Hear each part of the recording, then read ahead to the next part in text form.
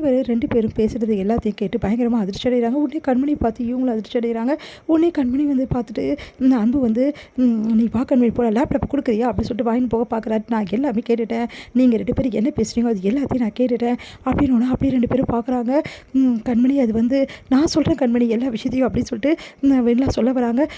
உடனே வந்து அன்பு தடுக்கிறாரு. "நீ ஒன்றும் சொல்ல வேணாம். எதுவாக இருந்தாலும் என் பொண்டாட்டிக்கிட்ட நானே சொல்லிக்கிறேன். உன் வேலை என்னமோ அதை போய் பாரு" அப்படின்றாங்க. அதை கேட்டுட்டு வந்து "நீங்கள் சொன்னது எல்லாத்தையுமே நான் கேட்டேன் வெண்ணிலா. நீ தான் முதல்ல எல்லா விஷயத்தையும் சொல்லிட்டியே. சரி ஒரு விஷயம் மட்டும் எனக்கு கிளியர் பண்ணுறியா வெண்ணிலா?" அப்படின்னோடனே அப்படியே அதிர்ச்சியாக பார்க்குறாங்க.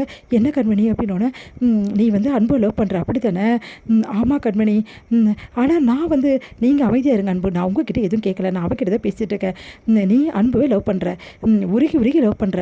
அவர் இல்லாமல் உன்னால் வாழ முடியாது அவ்வளோதானே?" அப்படின்னோடனே "ஆமாம் கண்மணி. இவ்வளோ ஈஸியாக எடுத்துப்பேன் நான் நினச்சி கூட பார்க்கல." அப்படின்னோடனே "நான் உனக்காக தான் இவ்வளவும் நான் பொறுத்து இருந்தேன். அன்பு என்னை அப்படி லவ் பண்ணார். அப்போவே என்கிட்ட எல்லா விஷயத்தையுமே வந்து சொல்லிட்டாரு. நான் அப்போ அவர் ஏற்றுக்காததுக்கு காரணம் வந்து நீ தான். வேறு என்ன காரணமும் கிடையாது. உன் வாழ்க்கை நல்லா இருக்கணும்னு சொல்லிட்டு தான் உன் மனசு வந்து அன்பு நினைக்குதுன்னு தான் நான் வந்து ஏற்றுக்காமல் இருந்தேன்." "ஓ அப்படியா? சரி வெண்ணிலா.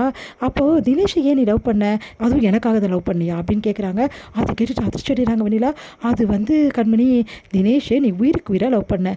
அவர் கூட போகிறதுக்காக இருந்த.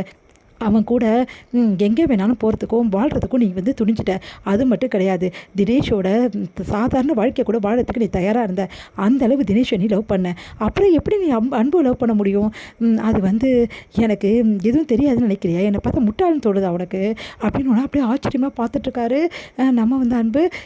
அது வந்து கண்மணி இங்கே பார், ஒரு விஷயம் மட்டும் உறுதி. நீ அப்போ அன்பு லவ் பண்ணல. ஆனால் இப்போ தான் நீ அன்புவை வேணும்னு நீ நினைக்கிற. ஏன்னா அவரை உனக்கு இப்போ பிடிச்சிருக்கு. இப்போ உனக்கு பிடிச்சதால ஃப்ரெண்டோட வாழ்க்கை எப்படி பண்ணாலும் போட்டோம், அதை பற்றி எந்த கவலையும் கிடையாதுன்னு சொல்லிட்டு நீ அவர் கூட சேரணும்னு நினைக்கிற. அவ்வளோதானே?" அப்படின்னா "ஐயோ கண்மணி, நான் அப்படிலாம் யோசிக்கலை. நான் சொல்கிறத நீ கேளு. அவர் மனசுலேயே நான் தான் இருக்கேன். அவர் மனசு ஃபுல்லாக நான் இருக்கேன். எனக்கு நல்லா தெரியும். அவர் வேணுமே நடிக்கிறாரு. உன் கூட இவ்வளோ நாள் இருந்ததெல்லாம் நடிப்பு தான் கண்மணி.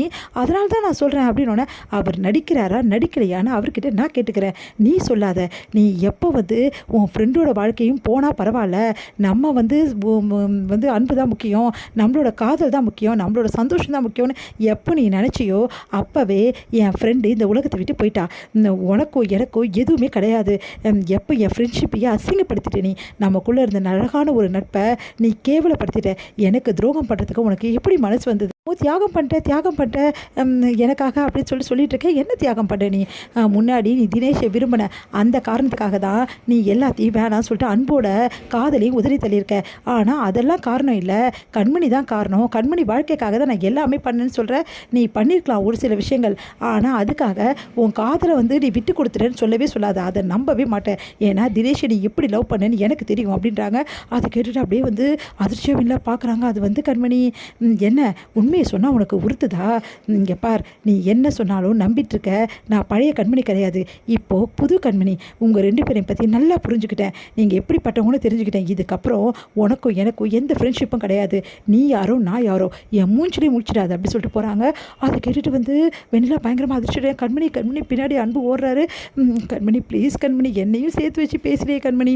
அவள் அப்படி இல்லை, நான் அப்படி பண்ணலை கண்மணி, ப்ளீஸ் கண்மணின்னு." "நீங்கள் அப்படி பண்ணலையா? அப்போ நீங்கள் அவளை லவ் பண்ணலை?" அப்படின்னா அதிர்ச்சியாக பார்க்குறாரு. "சொல்லுங்கள், இந்த ஒரு விஷயத்துக்கு மட்டும் எனக்கு பதில் சொல்லுங்கள்." அப்படின்னு சொல்லிட்டு சத்தியம் கேட்குறாங்க. "ஆமாம் கண்மணி, நான் லவ் பண்ணேன்." அப்படின்றாரு. அப்போ உங்ககிட்ட பேச்சேன்னு கிளம்புறாங்க அதிர்ச்சி.